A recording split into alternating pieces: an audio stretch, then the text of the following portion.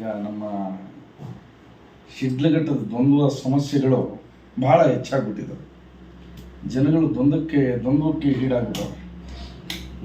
ಸಮಸ್ಯೆ ಸಮಸ್ಯೆ ಸಮಸ್ಯೆ ಏನಂದರೆ, ಈ ಬೇಲಿನೇ ಎದ್ದು ಹೊಲ ಮೇಯ್ತದೆ ಅಂತಾರೆ. ಅದಕ್ಕೆ ಸಾಕ್ಷಿಯಾಗಿ ನಮ್ಮ ಶಿಡ್ಲಘಟ್ಟ ತಾಲೂಕು ಆಡಳಿತ, ತಾಲೂಕು ಕಚೇರಿ ಆಗ್ಬಿಟ್ಟಿದೆ. ಈಗ ನಾನು ಹಲವಾರು ದಿನಗಳಿಂದ ಇಲ್ಲಿ ನಮ್ಮ ತೋಟದ ಮನೆ ಹತ್ರ ಇದ್ದುಬಿಟ್ಟಿದ್ದೀನಿ. ಜನಗಳ ಸಮಸ್ಯೆ ಒಂದ, ಎರಡ, 10 100 1000. ಇಲ್ಲಿ ಒಂದು ತಾಲೂಕು ಆಡಳಿತ ಇದೆಯಾ ಇಲ್ವಾ, ಏನಾಗ್ತಾ ಇದೆ, ಎಲ್ಲಿ ಹೋಗ್ತಾ ಇದೆ, ಯಾವ ದಾರಿ ಹಿಡಿದಿದೆ, ಇಷ್ಟು ಅಧ್ವಾನದ ಕಚೇರಿ ಆಗ್ಬಿಟ್ಟಿದೆಯಾ ಅನಿಸ್ತಾ ಇದೆ. ಯಾಕಂದ್ರೆ ನಾನು ಖುದ್ದಾಗಿ ಹೋಗಿ ನೋಡಿಲ್ಲ. ಈಗ ನನ್ನದೇ ಒಂದು ಸಮಸ್ಯೆ ಆಗಿದೆ. ಒಂದು ಸರ್ವೆ ನಂಬರ್ ಬಿಟ್ಟೋಗಿತ್ತು. ಸುಮಾರು 1.5 ವರ್ಷ ಆಗಿದೆ. ನಾನು ತಾಲೂಕು ಆಫೀಸ್ಗೆ ಎಲ್ಲ ಕಂಪ್ಲೀಟ್ ಡಾಕ್ಯುಮೆಂಟ್ಸ್ ಕೊಟ್ಟು 1.5-2 ವರ್ಷ ಆಯಿತು. ಇಲ್ಲಿವರೆಗೂ ಆ ಒಂದು ನನ್ನ ಬಿಟ್ಟೋಗಿರೋ ಸರ್ವೆ ನಂಬರ್ ಯಾವುದೇ ನಕಲುಗಳಲ್ಲಿ, ನನ್ನ ದಾಖಲೆಗಳಲ್ಲಿ ಪಾಣಿಗೆ ಫಿಲಪ್ ಆಗಲೇ ಇಲ್ಲ. ಸೊ ನಾವು ಅಷ್ಟು ಗಮನ ಹರಿಸಲ್ಲ, ಅಷ್ಟು ತಾಲೂಕು ಆಫೀಸಿಂದ ಓಡಾಡಲ್ಲ. ಮೇಯ್ನ್ ಏನಂದರೆ ಮಧ್ಯವರ್ತಿಗಳ ಹಾವಳಿ. ಈಗ ನಿನ್ನೆ ಒಂದು 2-3 ರೈತರು ಬಂದಿದ್ರು. ಅಣ್ಣ ನಾವು ಹೋದರೆ ಕಾಲು ಕಸ ಹಣ ಅಲ್ಲಿ ಬ್ರೋಕರ್ಸ್ ಅಂತವ್ರೆ, ಅವ್ರು ಹೋದರೆ ನಾವು ಕೇಳುವಷ್ಟೇ ಇಲ್ಲ, ಕೆಲಸ ಆಗಿರುತ್ತೆ. ಅವ್ರ ಕೈಯಲ್ಲಿ ಏನಾದರೂ ದುಡ್ಡು ಕಟ್ಟು ಏನಾದರೂ ಇದು ಮಾಡಿ ಕಳಿಸಿದರೆ. ಆದರೆ ನಾವು ರೈತರು ಹೋದರೆ ಕಾಲು ಕಸ ಹಣ ಎಷ್ಟು ಹೀನ ಇವಾಗ ನೋಡ್ತಾರೆ ಅಂದರೆ ನಮಗೆ ಬೆಲೆನೇ ಇಲ್ಲ. ಸೊ ಇದಕ್ಕೆಲ್ಲ ನೀವು ತಹಶೀಲ್ದಾರ್ ಹತ್ರ ಹೋಗಿ ಮಾತಾಡಬೇಕಪ್ಪ ಅಂದರೆ ಅವರೇ ಆ ಲೆವೆಲಲ್ಲಿ ಅವ್ರು ನಾವೇನೋಣ ಮಾತಾಡೋಕ್ಕಾಗತ್ತೆ? ಆಯಿತಾ? ಮೇಯ್ನು ನಮ್ಮನ್ನು ಆಳೋ ಪ್ರಭು ಚೆನ್ನಾಗಿದೆಯಲ್ಲ, ನಾವು ಪ್ರಜೆಗಳು ಚೆನ್ನಾಗಿರೋದು. ಪ್ರಭುನೇ ಆ ಥರ ಅವರೇ ತಾಲೂಕು ಆಫೀಸಲ್ಲಿ ಅಂತವ್ರೆ. ಬಟ್ ನಾನು ಖುದ್ದಾಗಿ ನೋಡಿಲ್ಲ. ಸರ್ತಿ ನೋಡಬೇಕು, ಒಂದು ಸರ್ತಿ ಬಂದಲ್ಲಿ ಒಂದು 2-3 ಸರ್ತಿ ಗಮನಿಸ್ಬೇಕು ಅಂತಿದ್ದೀನಿ, ಗಮನಿಸ್ತೀನಿ. ಯಾಕಂದರೆ ಇವತ್ತು ಎಲ್ಲದಕ್ಕಿಂತ ಪ್ರಜೆಗಳ ಸುಖ ಮುಖ್ಯ. ಈಗ ಸರ್ಕಾರ ಏನಕ್ಕಿರೋದು ಹೇಳಿ? ಪ್ರಜೆಗಳಿಗಾಗಿ. ಪ್ರಜೆಗಳಿಂದ ಸರ್ಕಾರ ಆಗಿರೋದು ಪ್ರಜೆಗಳಿಗಾಗಿರ್ಬೇಕು. ಇವತ್ತು ಅದಿಲ್ಲ ಅಲ್ಲಿ. ಇವತ್ತು ಆ ಅದ್ಬಸ್ದಾರ ಮಾತಾಡ್ತಾ ಇದ್ರು, 540 ಜನದ್ದು ಆ ಅದ್ಬಸ್ತು ಇದು ಪೆಂಡಿಂಗ್ ಇದೆಯಲ್ಲಿ. ಆಮೇಲೆ ಈ ಪಿ ನಂಬರ್ ದುರಸ್ತಿಗಳು ಸರ್ಕಾರ ಆದೇಶ ಮಾಡಿದ್ದಾರೆ. ನಮ್ಮ ಮಾನ್ಯ ಮಂತ್ರಿಗಳು, ಈಗ ಮಾಜಿ ಅಲ್ಲಿ ಬೇರೆ ಇದು ಕೊಟ್ಟಿರ್ಬೋದು ಪೋರ್ಟ್ಫೋಲಿಯೋ, ನಮ್ಮ ಕೃಷ್ಣ ಬೈರೇಗೌಡ ಸಾಹೇಬರು ಅವರೆಲ್ಲ ಆರ್ಡರ್ ಮಾಡಿ ಬೇರೆ ತಾಲೂಕುಗಳಲ್ಲಿ, ಬೇರೆ ತಾಲೂಕು ಕಚೇರಿಗಳಲ್ಲಿ ಎಲ್ಲ ಕಡೆಯೂ ಪಿ ನಂಬರ್ ದುರಸ್ತಿಗಳು ಭಾಳ ಚೆನ್ನಾಗಿ ನಡೀತಾ ಇದೆ. ಈಗ 15 ವರ್ಷ ಆದಮೇಲೆ ಪರಾಬರೆ ಮಾಡಬಾರ್ದಂತ ಅದು ಮುಗಿದ ಮೇಲೆ, ಆ ಪೀರಿಯಡ್ ಆದಮೇಲೆ 40-50 ಇಯರ್ಸ್ ಆಗಿರೋ ಇವತ್ತವರೆಗೂ ಪೆಂಡಿಂಗ್ ಇದ್ದಾವೆ. ಈಗ ಸರ್ಕಾರದ ಆದೇಶ ಮಾಡಿದ ಮೇಲೆ ಯಾಕೆ ಹಿಂಗೆ ಇಟ್ಕೊಂಡಿದ್ದಾರೆ ಅಂದರೆ, ಹಣ ಅಲ್ಲಿ ದಂಧೆ ಆಗಿಬಿಟ್ಟಿದೆ ಅಂತ. ಏನಾಗಿದೆ ಏನಾಗಿಲ್ಲ ಅದು ನಮ್ಮ ಗಮನಕ್ಕೆ ಜನಗಳು ಹೇಳಿರೋದು ಬಂದಿದೆ. ಈಗ ಜನಗಳು ಹೇಳಿದ್ರೆ ಜನ ಯಾರು ಸುಳ್ಳು ಹೇಳಕ್ಕೆ ಹೋಗಲ್ಲ. ಈಗ ರೈತರು ಜನಕ್ಕೆ ಈಗ ಎಲ್ಲರಿಗೂ ಊಟ ಹಾಕುವ ರೈತ ಯಾವತ್ತೂ ಸುಳ್ಳು ಹೇಳಲ್ಲ. ಏನಪ್ಪ ಅಂದರೆ, ಹಣ ಅಲ್ಲಿ ದುರಸ್ತಿ ಮಾಡಬೇಕಂದ್ರೆ ಅಷ್ಟು ಕೇಳ್ತಾರೆ, ಇಷ್ಟು ಕೇಳ್ತಾರೆ, ಇಷ್ಟು ಫಿಕ್ಸ್ ಇದ್ದರೆ ಮಾತ್ರ ಬನ್ನಿ ಅಂತಾರೆ. ಈ ಲೆವೆಲಲ್ಲಿ ನಡೀತಾ ಇದ್ದಾರೆ ನನ್ನ ದಂಧೆ. ಆಯಿತಾ? ನಮ್ಮದು ದುರಸ್ತಿಗಳು ಆಗಲ್ಲ, ಯಾವುದೂ ಆಗಲ್ಲ. ಇಲ್ಲಿ ಪಿ ನಂಬರ್ ದುರಸ್ತಿಗಳಿಗೆ ಈಗ ಹದಗೆಟ್ಟು ಹೋಗ್ಬಿಟ್ಟಿರೋ ಆ ತಾಲೂಕು ಆಫೀಸಲ್ಲಿ ನಾವು ಏನು ಮಾಡೋದು ಅನ್ನೋ ಲೆವೆಲಲ್ಲಿದ್ದಾರೆ. ಈಗ ತಹಶೀಲ್ದಾರರು ಇಲ್ಲಿ ಅದನ್ನೆಲ್ಲ ಗಮನಿಸಿ, ಈ ಏನು ರೈತಾಪಿ ವರ್ಗ ಇದೆ, ಸಾರ್ವಜನಿಕರ ಕುಂದುಕೊರತೆಗಳನ್ನ ಅವ್ರು ನೀಗಿಸ್ಬೇಕು. ಅದು ಬಿಟ್ಬಿಟ್ಟು ಅವರೇ ಬೇರೆ ಥರ ವರ್ತನೆ ಮಾಡ್ತಾರೆ ಅನ್ನೋ ಒಂದು ದೂರಿದೆ. ಸೊ ಅದನ್ನು ಕೂಲಂಕುಷವಾಗಿ ಚರ್ಚೆ ಮಾಡಬೇಕು. ಇದರಲ್ಲಿ ಇನ್ನೊಂದು ಮಾತು ಹೇಳೋಕ್ಕೆ ಇಷ್ಟಪಡ್ತೀನಿ. ಇದನ್ನು ಲೋಕಾಯುಕ್ತರು ಪಾರದರ್ಶಕವಾಗಿ, ಸ್ವಯಂ ಪ್ರೇರಿತವಾಗಿ ದೂರವನ್ನು ದಾಖಲಿಸ್ಕೊಂಡು ಇದನ್ನು ತನಿಖೆ ಮಾಡಬೇಕು. ಅದಾದ ಮೇಲೆ ಮಾನ್ಯ ಜಿಲ್ಲಾಧಿಕಾರಿಗಳು ಇದ್ರ ಬಗ್ಗೆ ಗಮನ ಹರಿಸ್ಬೇಕು. ಇಲ್ಲ ಅಂದರೆ ನಮ್ಮ ಶಿಡ್ಲಘಟ್ಟ ಏನಿದೆ ಇವತ್ತು ತಾಲೂಕು, ಶಿಡ್ಲಘಟ್ಟದ ಜನತೆ ಈಗ 2000 ಅಡಿಯಿಂದ ನೀರು ತೆಗೆದು ಬೆಳೆ ಬೆಳೆದು ಕಷ್ಟಪಟ್ಟು ದುಡಿದು ಏನು ಸಿಕ್ಕಲ್ಲ. ಈಗ ಸಾಲ ಸಿಕ್ಕಾಗಿ ಸುಣ್ಣವಾಗಿಬಿಟ್ಟವ್ರೆ. ಈ ಒಂದು ತಾಲೂಕು ಆಫೀಸಿನ ದಬ್ಬಾಳಿಕೆ ಹಿಂಗೆ ನಡೆದು ಬಿಟ್ರೆ ಇನ್ನು ಉಳಿಯೋದೆಲ್ಲ ಇರೋ ಜಮೀನುಗಳು ಮಾರ್ಕೊಂಡು ರೈತ ಹಾಳಾಗಿ ಹೋಗ್ಬಿಡ್ಬೇಕು. ಆ ಥರ ಆಗ್ಬಿಟ್ಟೈತೆ. ಇದಕ್ಕೆ ಕನ್ಸರ್ನ್ಡ್ ಅಧಿಕಾರಿಗಳು ದಯವಿಟ್ಟು ಗಮನ ಹರಿಸ್ಬೇಕು. ನನ್ನ ಕಳಕಳಿಯಾಗಿ ಮನವಿ. ಈಗ ಮುಂದಿನ ದಿನಗಳಲ್ಲಿ ಇದರ ಬಗ್ಗೆ ಚರ್ಚೆ ಮಾಡಿ ನಮ್ಮ ರೈತಾಪಿ ವರ್ಗ ನೊಂದವರ ಇವ್ರನ್ನೆಲ್ಲ ಗಮನಕ್ಕೆ ತಗೊಂಡು ಈ ಒಂದು ಸಮಸ್ಯೆನ ನೀಗಿಸಬೇಕು ಅಂತೇಳಿ ಈ ಸಮಸ್ಯೆನ ಪರಿಹಾರ ಮಾಡಬೇಕಂತೇಳಿ ಮೀಡಿಯಾ ಮುಖೇನ ಈಗ ನೊಂದವ್ರು ಯಾರನ್ನ ಇದ್ದರೆ ಈ ತಿಂಗಳು ಕೊನೆಯ ಒಳಗೆ ಒಂದು ಮನವಿ ಮಾಡೋಣ. ತಹಶೀಲ್ದಾರ್ ಮೇಡಮ್ ಅವರು ಅಂತ ಇರೋದೀಗ ಅವ್ರಿಗೂ ಒಂದು ಮನವಿ, ಮಾನ್ಯ ಜಿಲ್ಲಾಧಿಕಾರಿಗಳಿಗೆ, ಮಾನ್ಯ ಲೋಕಾಯುಕ್ತರಿಗೆ ಒಂದು ಮನವಿ ಮಾಡೋಣ. ಟೈಮ್ ಇದ್ದರೆ ನಮ್ಮ ಮುಖ್ಯಮಂತ್ರಿಗಳಿಗೂ ಗಮನಕ್ಕೂ ತರಬೇಕಿದು.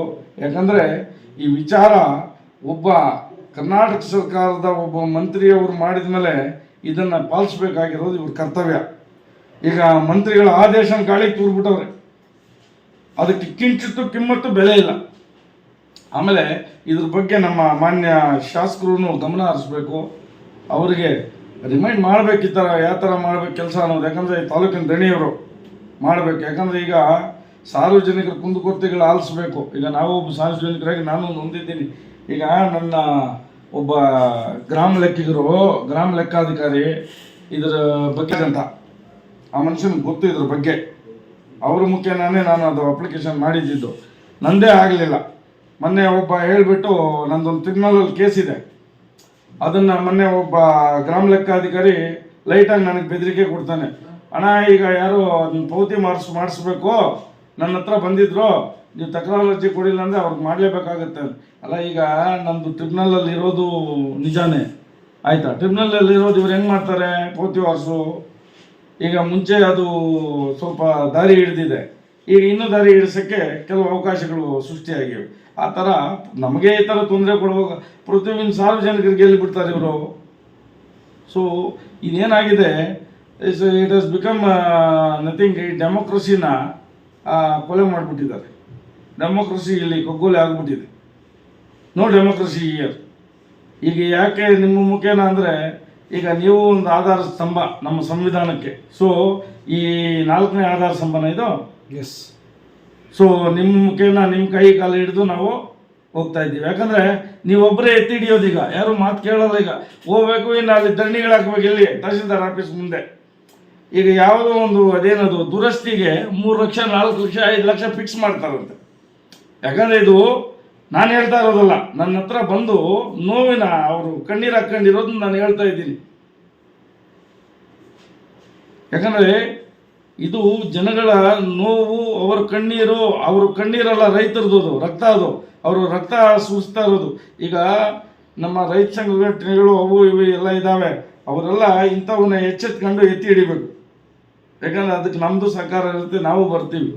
ಈಗ ನೊಂದವ್ರು ಯಾರನ್ನ ಇದ್ದರೆ ಈ ತಿಂಗಳಲ್ಲಿ ಬಂದು ನನ್ನ ಅಪ್ರೋಚ್ ಮಾಡಿ ಹೋಗೋಣ, ಒಂದು ಮನವಿ ಮಾಡೋಣ, ಬೇಕಿದ್ರೆ ಅಲ್ಲಿ ಕೂತ್ಕೊಂಡು ಒಂದು ಧರಣಿನೂ ಮಾಡೋಣ, ಏನು ಇದೇನಿಲ್ಲ. ಯಾಕಂದರೆ ಈ ಪ್ರಜಾತಂತ್ರ ವ್ಯವಸ್ಥೆಯಲ್ಲಿ ಪ್ರಜಾಪ್ರಭುತ್ವದ ಪ್ರತಿನಿಧಿಗಳ ಹತ್ರ ಹೋಗಿ ಕೇಳೋದು, ಇಲ್ಲಾಂದರೆ ಆ ಪ್ರಜಾಪ್ರಭುತ್ವದ ಪ್ರತಿನಿಧಿಗಳಾಗಲಿ ಅಲ್ಲಿಂದ ನೇಮಕ ಮಾಡಿರುವಂತಹ ತಾಲೂಕಿನ ದಣಿಗಳು ದಂಡಾಧಿಕಾರಿಗಳನ್ನ ಕೇಳೋದ್ರಲ್ಲಿ ಏನಿಲ್ಲ. ಕೇಳೋಣ, ನಮ್ಮ ಕಷ್ಟ ಹಿಂಗಿದೆ ಮೇಡಮ್ ಅವರೇ, ನಮಗೆ ದಯವಿಟ್ಟು ನ್ಯಾಯ ದೊರಕಿಸ್ಕೊಡಿ. ನಿಮ್ಮಿಂದ ತಪ್ಪಾಗ್ತಾ ಇದೆಯೋ, ನಿಮ್ಮ ಸಬಾರ್ಡಿನೇಟ್ಗಳಿಂದ ತಪ್ಪಾಗ್ತಾ ಇದೆಯೋ, ಇಲ್ಲ ಕಂಪ್ಲೀಟ್ ನಿಮ್ಮ ತಾಲೂಕು ಆಫೀಸಿನ ಎಲ್ಲ ಅಧಿಕಾರಿ ವರ್ಗದಿಂದ ತಪ್ಪಾಗ್ತಾ ಇದೆಯೋ ಏನ? ಈಗ ಹೇಗಾಗ್ಬಿಟ್ಟಿದೆ ಅಂದರೆ, ಈ ನಮ್ಮ ರೈತರನ್ನ ಕಿತ್ತು ತಿನ್ನೋ ಮಾಂಸ ಕಿತ್ತು ತಿನ್ನೋ ಹುಳುಗಳ ಥರ ಆಗ್ಬಿಟ್ಟಿದೆ. ದಯವಿಟ್ಟು ಇದರಿಂದ ನಮ್ಮನ್ನು ರಕ್ಷಣೆ ಮಾಡಿ ಅಂತ ನಾವೆಲ್ಲ ಕೇಳ್ಕೊಳ್ಳೋಣ ಕಳ್ಕಳಿವಾಗಿ. ಭಾಳ ನೋವಿನಿಂದ ಹೇಳ್ತಾ ಇದ್ದೀನಿ. ಸುಮಾರು ಜನ ಕಣ್ಣೀರು ಹಾಕೊಂಡು ಹೇಳ್ತಾರೆ, ಅಣ್ಣ ನಾನು ಅದು ಯಾವುದೋ ಅದ್ಬಸ್ಸಕ್ಕೆ ಕೊಟ್ಟಿದ್ದೀನಿ, ಫೀಸ್ ಕಟ್ಟಿ 6 ತಿಂಗಳಾಗಿದೆ, ನನ್ನ ಹತ್ರ ದಾಖಲೆಗಳಿದ್ದಾವೆ, ಬೇಕಾದರೆ I can produce all the documents. 6 ತಿಂಗಳಾಗಿದೆ, ಇವತ್ತವರೆಗೂ ದುಡ್ಡು ಕಟ್ಸ್ಕೊಂಡಿದ್ದಾರೆ. ನೋಡಿ, ಒಂದು 6 ದಾಖಲೆಗಳು ದುಡ್ಡು ಕಟ್ಸ್ಕೊಂಡಿದ್ದಾರೆ, ಸುಮಾರು 8,500-9 ಸಾವಿರ ರೂಪಾಯಿ. ಇದು ವೇಸ್ಟ್ ಅಂತೆ. 3-4 ತಿಂಗಳೇನು ಆದಮೇಲೆ, 6 ತಿಂಗಳಾದಮೇಲೆ 2ನೇ ತಿಂಗಳಲ್ಲಿ ಆಗಿರೋದು. ಈಗ February, March, April, May, June, July, August, ಈ ತಿಂಗಳು ಮುಗಿದೋಗ್ಬಿಟ್ರೆ 2ನೇ ತಾರೀಕು ಆಯ್ತಣ್ಣ. ಆಗ್ಬಿಟ್ರೆ ನಂದು ಮತ್ತೆ ದುಡ್ಡು ಕಟ್ಟಬೇಕು. ನಾನು ಎಲ್ಲೋ ಸಾಲ ಮಾಡಿ ಅಲ್ಲೆಲ್ಲೋ ಫಂಡು ಗಿಂಡು ಎತ್ಕೊಂಡು ನಾನು ಕಟ್ಟಿದ್ದೀನಿ, ಆಯಿತಾ? ಅವ್ರಿಗೆ ನ್ಯಾಯ ಧರ್ಮ ಏನಿಲ್ಲ ಅಧಿಕಾರಿಗಳಿಗೆ. ನನ್ನ ಪ್ರಕಾರ ಗೌರ್ಮೆಂಟಲ್ಲಿ ದುಡ್ಡಿಲ್ಲ ಅಂತ ಇದ್ದಾರೆ, ಅವ್ರಿಗೆಲ್ಲ ಸಂಬಳಗಳು ಕೊಡ್ತಾ ಇಲ್ಲ, ಅದಕ್ಕೆ ನಮ್ಮಿಂದ ಕಿತ್ತಿಂತವ್ರು ಇವರು ಅಂತ ಹೇಳಿದರು. ಆದರೆ ಸರ್ಕಾರ ಸಂಬಳಗಳು ಕರೆಕ್ಟಾಗಿ ಕೊಡ್ತಾ ಇದೆ. ಯಾರು ದುಡ್ಡು ಕೊಡ್ತಾ ಇದೆ? ನಮ್ಮ ದುಡ್ಡೇ ಕೊಡ್ತಾ ಇದೆ ಸರ್ಕಾರ, ಬೇರೆ ಯಾರ್ದು ಅಲ್ಲ. ದಯವಿಟ್ಟು ಇದ್ರ ಬಗ್ಗೆ ಜಿಲ್ಲಾಧಿಕಾರಿಗಳು, ಮಾನ್ಯ ಲೋಕಾಯುಕ್ತರು, ಮಾನ್ಯ CM ಸಾಹೇಬರು ಎಲ್ಲ ಇದನ್ನ ಗಮನ ಹರಿಸ್ಬೇಕು. ಒಬ್ಬ ಮಂತ್ರಿಗಳು ಮಾಡಿದ ಆದೇಶನ ಗಾಳಿಗೆ ತೂರ್ತಾರಂದರೆ ಅಧಿಕಾರಿಗಳು ಯಾವ ಲೆವೆಲ್ಗೆ ಹೋಗಿದೆ ಇವತ್ತು ಅಧಿಕಾರ ಚುಕ್ಕಾಣಿ ಅನ್ನೋದು ಗಮನಿಸಬೇಕಾಗಿದೆ. ಇವತ್ತು ಕಾಂಗ್ರೆಸ್ ಸರ್ಕಾರ ಇದೆ, ಗಮನ ಹರಿಸ್ಬೇಕು. ಮಾನ್ಯ ಮುಖ್ಯಮಂತ್ರಿಗಳ ಗಮನಕ್ಕೆ ಇದು ಹೋಗಬೇಕು. ದಯವಿಟ್ಟು ಇಲ್ಲಿನ ಪ್ರಜೆಗಳ ಬಗ್ಗೆ ಸ್ವಲ್ಪ ಆದರೂ ಕನಿಕರ ಇರಲಿ ಅಂತ ನಾನು ಇವತ್ತು ಕೇಳಕ್ಕೆ ಇಷ್ಟಪಡ್ತೀನಿ. ಸರ್, ಈಗೇನು 3 ಲಕ್ಷ ಡಿಮ್ಯಾಂಡ್ ಮಾಡಿದಾರೆ ಅಂತ ಹೇಳ್ತಾ ಇದ್ದಾರಲ್ಲ, ಅದೇನು ದುರಸ್ತಿಗ ಅಥವಾ ರಿಜಿಸ್ಟರ್ಗ? ಅಲ್ಲ, ರಿಜಿಸ್ಟರ್ಗಾಗಿದೆ, ರಿಜಿಸ್ಟ್ರೇಷನ್ ಫೀಸ್ ಕಟ್ಟಬೇಕು ಒಪ್ಕೊಂತ ಇದ್ವಿ. ದುರಸ್ತಿಗಳಿಗೆ ಡಿಮ್ಯಾಂಡ್ ಮಾಡ್ತಾ ಇದ್ದಾರೆ ಅನ್ನೋ ಅಳಲು. ಯಾಕಂದ್ರೆ ಈಗ ಒಬ್ಬ ರೈತ ಅವನು ಸುಳ್ಳು ಹೇಳೋ ಭ್ರಮೆ ಅವನಿಗಿಲ್ಲ. ಏನಾಗಿದೆ, ಈಗ ಅವನು ದುಡ್ಕಂತಿನವನು ಭೂಮಿ ಆಗೋದು 2000 ಅಡಿಯಿಂದ ನೀರು ತೆಗೆದು ಇವತ್ತು ಬೆಳೆ ಬೆಳೆದವನು ಏನು ಜೀವನ ಮಾಡ್ತಾ ಇದ್ದಾನಂದ್ರೆ ಅವನಿಗೆ ಸುಳ್ಳು ಹೇಳ್ಬೇಕಾಗಿರೋಂಥ ಇದೇನಿಲ್ಲ. ಆದ್ದರಿಂದ ಇವತ್ತು ನಾನು ಈ ಮೀಡಿಯಾ ಮುಂದೆ ನಿಮ್ಮ ಮುಖೇನ ಹೇಳ್ಬೇಕಂತ ಯಾಕೆ ಬಂದಿದ್ದೀನಿ ಅಂದರೆ, ಅವರ ಕಷ್ಟ ನೋಡಲಾರ್ದೆ ನನ್ನ ಹತ್ರ ಬಂದು ಕಣ್ಣೀರು ಹಾಕಿದ್ದಕ್ಕೆ ನಾನು ಇವತ್ತು ಇದಕ್ಕೆ ಬಂದಿದ್ದೀನಿ. ಈಗ ನನ್ನೇ ನಿಮ್ಗೆ ಹೇಳ್ತಾ ಇದ್ದೀನಿ, 1 ವರ್ಷ ಆಯ್ತು ಯಾವುದೋ ಒಂದು ಈ ಥರ ಬಿಟ್ಟೋಗಿರೋದನ್ನು ಸೇರ್ಪಡೆ ಮಾಡಿಕೊಡಿ ಅಂದರೆ ಆಗಲಿಲ್ಲ. ಆಯಿತಾ, ರೆಕಾರ್ಡ್ ರೂಮಾಗ ಒಂದು ದಾಖಲೆ ಕೇಳಬೇಕು. ಇದೆ ಒಬ್ಬ ಅಲ್ಲಿ ಮಧ್ಯವರ್ತಿ ಹೇಳ್ತಾನೆ, ಅಲ್ಲ ನೀನು ಭಾಳ 2 ದಿನ ನೀನು ಮಾಡಿಸ್ಕೊಡ್ತೀನಿ ಅಂತ. ಅಲ್ಲಿಗೆ ಈ ದೇಶದಲ್ಲಿ ಹುಟ್ಟೆ ಈ ದೇಶದ ಪ್ರಜೆಗಳಾಗಿ ನಾವು ಈ ಕರ್ನಾಟಕ ರಾಜ್ಯದಲ್ಲಿ ಏನಕ್ಕೆ ಜೀವನ ಮಾಡೋದು? ಎಲ್ಲ ವರ್ಷ ಹೋಗ್ಬಿಡ್ಬೇಕಂತ. ಯಾವ ದೇಶಗಳಿದಾವಲ್ಲ ಬೆಂಗಾಳಿಗಳಲ್ಲಿ ಹೋಗ್ಬಿಡ್ಬೋದು. ಸರ್, ಇದು ಸರ್ಕಾರದ ಸುತ್ತೋಲೆ ಹೊರಡಿಸಿರುವಂತಹ ಕೃಷ್ಣ ಬೈರೇಗೌಡರು ಕಳೆದ ಕಂದಾಯ ಸಚಿವರಾಗಿದ್ರು. ಹೌದು. ಈಗ ರಾಜ್ಯಾದ್ಯಂತ ಒಂದೇ ಕಾನೂನು ಆದ್ಮೇಲೆ ಶಿಡ್ಲಘಟ್ಟಗೆ ಯಾಕೆ? ಅಲ್ಲ, ಶಿಡ್ಲಘಟ್ಟದ ಅಧಿಕಾರಿಗಳಿಗೆ ಬೇರೆ ಕಾನೂನಿದೆ. ಇದು ಶಿಡ್ಲಘಟ್ಟ ಕ್ಷೇತ್ರ, ಶಿಡ್ಲಘಟ್ಟ ಏನಿದೆ ಟೌನು, ಶಿಡ್ಲಘಟ್ಟದ ತಾಲೂಕು ಆಫೀಸ್ ಏನಿದೆ ಅದಕ್ಕೆ ಡಿಫ್ರೆಂಟ್ ಆಗಿದೆ ನನ್ನ ಪ್ರಕಾರ. ಸೊ ಅದರಿಂದ ಇಲ್ಲಿಗೆ ಬೇರೆ ಥರ ಒಬ್ಬ CM, ಬೇರೆ ಥರ ಒಬ್ಬ ಮಂತ್ರಿ, ಬೇರೆ ಥರ ಇವೆಲ್ಲ ಮಾಡಬೇಕು. ಇಲ್ಲ, ಇವರೇ ಮಂತ್ರಿಗಳೇನೋ ಗೊತ್ತಿಲ್ಲ. ಸರ್, ಈಗ ಏನು ತಹಶೀಲ್ದಾರ್ ಅವರು ಇದಕ್ಕೆ ಇತ್ಯರ್ಥಪಡಿಸುವಂತ ಪವರ್ ಇದೆ. Yes, she should do. ಅವ್ರಿಗೆ ನೀವು ಈ ಮಧ್ಯಕಾಲದಲ್ಲಿ ಏನಾದರೂ ಹೋಗಿ ಭೇಟಿ ಮಾಡಿ ಇದ್ರ ಬಗ್ಗೆ ಏನಾದರೂ? ಇಲ್ಲ, ನಾನು ಇದು ಒಂದು ಎಚ್ಚರಿಕೆ, ಅಡ್ವೈಸ್ ಅಲ್ಲ, ರಿಕ್ವೆಸ್ಟ್ ಮಾಡ್ತಾ ಇದ್ದೀವಿ. ಯು ಆರ್ ನಾಟ್ ಅಡ್ವೈಸಿಂಗ್, ಇದೊಂದು ಎಚ್ಚರಿಕೆ ಮೇಡಮ್ ಅವ್ರಿಗೆ. ಸೊ ಇದನ್ನ ಮೇಡಮ್ ಅವರು ಮುಂದಿನ ದಿನಗಳಲ್ಲಿ ಜನಗಳ ಏನು ಇವತ್ತು ರೈತಾಪಿ ವರ್ಗ ಇದೆ, ಬಡ ಜನ ಇದ್ದಾರೆ, ಅವ್ರ ಬಗ್ಗೆ ಗಮನ ಹರಿಸ್ಬೇಕು. ತಾಲೂಕಿನ ದಣಿ ಮೇಡಮ್ ಅವರು, ಆಯ್ತಾ, ದಂಡಾಧಿಕಾರಿಗಳು ಅವ್ರು ತಿಳ್ಕೊಂಡ್ರೆ 2 ನಿಮಿಷ ಇವೆಲ್ಲ ಒನ್ಸ್ ಸರ್ಕಾರದ ಸುತ್ತೋಲೆ ಬಂದ ಮೇಲೆ ಇವ್ರಿಗೆ ಮಾಡೋಕ್ಕೇನು ಏನು ಕಷ್ಟ ಆಗಿದೆ ಹೇಳಿ? ಕಷ್ಟ ಏನಂದ್ರೆ ಈಗ ಸರ್ಕಾರದ ಪಕ್ಷ ತುಂಬಿಸೋದ್ರಿಂದ ನಮ್ಗೇನು ತೊಂದರೆ ಇಲ್ಲ. ಸರ್ಕಾರದ ಫೀಸ್ ಕಟ್ತಾರೆ ರೈತರು. ಇನ್ನು ನನ್ನ ಪಕ್ಷ ತುಂಬಬೇಕಂದ್ರೆ ಆಗತ್ತಾ? ಎಲ್ಲಿಗೆ ಹಾರ ಹೇಳಿ? ಸೊ ಇದನ್ನ ಎತ್ತಿ ಹಿಡಿಬೇಕು. ನೀವು ಎತ್ತಿ ಹಿಡಿದು ಸ್ವಲ್ಪ ಅಧಿಕಾರಿಗಳಿಗೆ ಎಚ್ಚರಿಕೆ ಗಂಟೆ ಬಾರಿಸ್ಬೇಕು. P ನಂಬರ್ ಅನ್ನು ಯಾವ ಥರ ಮಾಡ್ಬೋದು ಅಂತ ಜನರು ಒಂದು ಥಿಂಕಿಂಗ್ ಆಗ್ತಾಯಿದೆ. ನಿಮ್ಮಲ್ಲಿ ಏನಾದರೂ ಸಜೆಷನ್ ಕೊಡೋದಿದೆ? ಈ ಸಜೆಷನ್ ಯಾಕೆ, ಈಗ ಸರ್ಕಾರ ಯಾವುದೇ ಒಂದು ಇದು ಕೊಟ್ಟಲ್ಲಿ, ಗ್ರಾಂಟ್ಸ್ ಕೊಟ್ಟಲ್ಲಿ 15 ವರ್ಷ ಪರಾಬರಿ ಮಾಡಬಾರ್ದು. ಓಕೆ, ದೇ ಶುಡ್ ಬಿ ರಿಗ್ರಾಂಟ್ ಮಾಡ್ಕೊಬೇಕು. ಅದಕ್ಕೆಲ್ಲ ಕರೆಕ್ಟಾಗಿ ಇದ್ದಲ್ಲಿ, ದಾಖಲೆಗಳು ಕರೆಕ್ಟಾಗಿದ್ದಲ್ಲಿ ಅವ್ರು ಮಾಡ್ಬೋದಲ್ವಾ? ಏನು ತೊಂದರೆ? ಮೊದಲೇ ನಿಮಗೆ ಯಾವುದಾದ್ರೂ ಒಂದು ಇದು ಗ್ರಾಂಟ್ ಸರ್ಟಿಫಿಕೇಟ್ ಕೊಟ್ಟಲ್ಲಿ ಸೊ ಅದರಲ್ಲೆಲ್ಲ ಮೆನ್ಷನ್ ಆಗಿರುತ್ತೆ ಕಾನೂನುಬದ್ಧವಾಗಿ. ಈಗ ಸುಮಾರು ವರ್ಷಗಳಿಂದ ನೆನಗುದಿಗೆ ಬಿದ್ದಿತ್ತು. ಅದಕ್ಕೀಗ ಫೈನಲ್ ಆರ್ಡರ್ ಮಾಡಿ ಒಂದು ಇದು ಮಾಡಿದ್ದಾರೆ, ಅದಕ್ಕೊಂದು ದಾರಿ ಮಾಡಿಕೊಟ್ಟಿದ್ದಾರೆ ಮಾನ್ಯ ಮಂತ್ರಿಗಳು. ಆಯ್ತಾ, ಅವರಿಗೆ ಮಾನ್ಯ ಮಂತ್ರಿಗಳು ಏನಿದ್ರು ಮಾಜಿ ಮಂತ್ರಿಗಳಾಗಿದ್ದಾರೆ ನಮ್ಮ ಬೈರೇಗೌಡರು. ಅವರು ಕೃಷಿ ಕುಟುಂಬದಿಂದ ಬಂದಿರೋದ್ರಿಂದ ಕೃಷಿಕರ ಬಗ್ಗೆ ಗೊತ್ತು, ಅವ್ರ ಮೇಲೆ ಒಂದು ಕಾಳಜಿ ವಹಿಸಿ ಅದನ್ನು ಮಾಡಿದ್ದಾರೆ. We should appreciate it. ನಾನು ಅಪ್ರಿಷಿಯೇಟ್ ಮಾಡಿದರೆ ಆಗಲ್ಲ, ಇದು ಇಂಪ್ಲಿಮೆಂಟ್ ಆದರೆ ಮಾತ್ರ ನಾವು ಅದ್ರ ಬಗ್ಗೆ ಅಪ್ರಿಷಿಯೇಷನ್ ಕೊಡ್ಬೋದು. ಇದು ಇಂಪ್ಲಿಮೆಂಟ್ ಆಗಲಿಲ್ಲ ಅಂದರೆ ಈಗ ಅವರ ಒಂದು ಸುತ್ತೋಲೆ ನೆತ್ತು ಗಾಳಿ ತೂರ್ದಂಗಲ್ವಾ? ಅಲ್ಲ ರೀ, ಇದು ಯಾವುದೋ ಮಾಡೋಕ್ಕೆ ಯಾವ ಅಧಿಕಾರಿ ಕೇಳಿದ್ರೂ ಗೊತ್ತಿಲ್ಲ, ಯಾವ ಅಧಿಕಾರಿ ಕೇಳಿದ್ರೂ ಗೊತ್ತಿಲ್ಲ. ಈ 3 ಲಕ್ಷ 4 ಲಕ್ಷ ಏನು ಜಮೀನು ಮಾರ್ಬಿಟ್ಟು ಕೊಡ್ಲಿನಾ? ಅವರು ಕಳ್ತನ ಮಾಡಿಕೊಳ್ಳಿಲ್ಲ. ರೈತರ್ರಿ, ಆಯ್ತಾ, 1 ಲೀಟರ್ ಹಾಲು ಕರಿಬೇಕಂದ್ರೆ 1500 1550 ರೂಪಾಯಿ, 600 ರೂಪಾಯಿ ಬೂಸ, ಹಿಂಡಿ 1100 ರೂಪಾಯಿ. ಸರ್, ಈಗ ನೀವು ಹೇಳೋ ಹಂಗೆ ಶಿಡ್ಲಘಟ್ಟದಲ್ಲಿ ಹೌದು ಇದುವರೆಗೂ P ನಂಬರ್ಗೆ ದುರಸ್ತಿ ಆಗಿಲ್ವೋ? ಇಲ್ಲ ಅಂತ ಹೇಳಿದ್ರೆ ಈಗ ನೀವು ಹೇಳ್ದಂಗೆ ಮಧ್ಯವರ್ತಿಗಳು ಕೊಟ್ಟರೆ ಆಗುತ್ತೆ ಅಂತ ಹೇಳ್ತಾರೆ. ಅದೇ ನಾನು ಹೇಳ್ತಾ ಇರೋದು. ಈಗ ಡೈರೆಕ್ಟಾಗಿ ಹೋಗಿ ಲೊಕೇಶನ್ ಅಪ್ರೋಚ್ ಮಾಡಿದರೆ ಲೊಕೇಶನ್ ಮೀಡಿಯಾದವರು ಅಂತೇಳಿ ನಿಮ್ಮದು ಮೆಹನತ್ತಿಗೆ ಮಾಡ್ಬೋದು. ಸಾಮಾನ್ಯ ಜನ ಹೋದ್ರೆ ನಾನು ಹೇಳಿದೆ, ನಂದು ಯಾವುದೋ ಒಂದು ಪಾಣಿ ಬಿಟ್ಟೋಗಿರೋದನ್ನ ಹಚ್ಚಕ್ಕಾಗಲಿಲ್ಲ. ನಾನು ಅವ್ರ ಗಮನಕ್ಕೆ ತಂದಿದ್ದೀನಿ. ಒಬ್ಬರು village accountant, he knows that. ಹೇಗೆ ಹೇಳಿ ಹಿಂಗಾಗ್ಬಿಟ್ರೆ? ಇದನ್ನೇ ನಾನು ಹೇಳಿದ್ದು, ಬೆಲೆನೇ ಎದ್ದು ಹೊಲ ಮೇಯ್ತಾ ಇದೆ. ಈಗ ತಾಲೂಕಿನ ದಂಡಾಧಿಕಾರಿಗಳ ಆಫೀಸೇ ಬಂದು ಎಲ್ಲ ಊರಿನ ಮೇಲೆ ಏನು ಮಾಡೋಕ್ಕಾಗುತ್ತೆ, ಯಾರೇನು ಮಾಡೋಕ್ಕಾಗುತ್ತೆ ಹೇಳಿ? ನಾನು ಬೇಲಿ ಹಾಕಿರೋದು ಏನಕ್ಕೆ ಹೇಳಿ? ಫೈನಲ್ ಆಗಿ ಈಗ ತಾವು ಏನು ನೊಂದಂಥವ್ರನ್ನ ನನ್ನ ಬಳಿ ಬಂದು ನೀವು ಮನವಿ ಮಾಡಿದ್ದೀರಿ ಅಂದರೆ ಒಂದು ದಿವಸ ಮಾಡಿ ಪ್ರತಿಭಟನೆ ಒಂದಲ್ಲದಿದ್ದ 15 ದಿವಸ ಬೇಕಾದ್ರೆ ಇದಕ್ಕೆ ಕೂತು ಹೋರಾಟ ನಡೆಸಿ ತಹಸೀಲ್ದಾರ್ ಅವ್ರಿಗೂ CM ವರ್ಗೂ ಹೋಗಕ್ಕೆ ನಾವು ರೆಡಿ ಇದ್ದೀವಿ. ಏನು ಹೇಳೋದಕ್ಕೆ ಇಷ್ಟಪಡ್ತೀರಿ ಸರ್ ಕ್ಷೇತ್ರದ ಜನಗಳಿಗೆ, ಈಗ ಪ್ರಜೆಗಳಿಗೆ ಈ ವಿಚಾರವಾಗಿ?